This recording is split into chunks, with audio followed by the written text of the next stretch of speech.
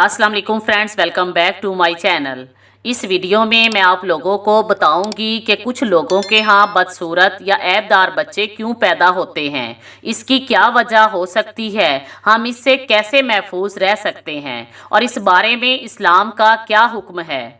आजकल खूबसूरती गोरे रंग को ही कहा जाता है, लेकिन असल खूबसूरती इंसान की शक्लो शबाहत और उसकी सीरत में होती है। खूबसूरत बच्चे हर किसी को प्यारे लगते हैं और तमाम वालदैन की भी ये ख्वाहिश होती है कि उनके बच्चे खूबसूरत और सेहतमंद हों, उनके तमाम अज़ा दुरुस्त हों। बाज़ औक़ात पैदा होने वाले बच्चों के अज़ा दुरुस्त नहीं होते या फिर वो बदसूरत होते हैं, या इसके अलावा भी कई मसाइल हो सकते हैं। ऐसा क्यों होता है, ये सब तो अल्लाह पाक ही जानता है, क्योंकि खूबसूरती अल्लाह ताला की तरफ से होती है।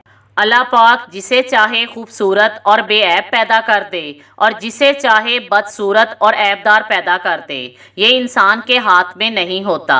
लेकिन फिर भी हम इस्लामी तालीमात पर अमल पैरा होकर इस ख़तरे को कम कर सकते हैं, क्योंकि इस्लाम ज़िंदगी के हर मसले में हमारी रहनुमाई फरमाता है। हज़रत इमाम जाफ़र सादिक अलैहिस्सलाम से पूछा गया कि ए मौला कायनात, कुछ लोगों के बच्चे बदसूरत और ऐबदार क्यों पैदा होते हैं? तो आपने फरमाया, जब मियाँ और बीवी हैज़ के दौरान मुबाशरत करते हैं तो ऐसी सूरत में बच्चे बदसूरत या ऐबदार पैदा हो सकते हैं। इसलिए हैज़ के दौरान मुबाशरत से परहेज़ करना चाहिए। अल्लाह ताला कुरान मजीद की सूरह बकरा की आयत नंबर 222 में फरमाता है कि वो आपसे हैज़ के मुतल्लिक सवाल करते हैं तो उनसे कह दो कि ये एक निजासत है।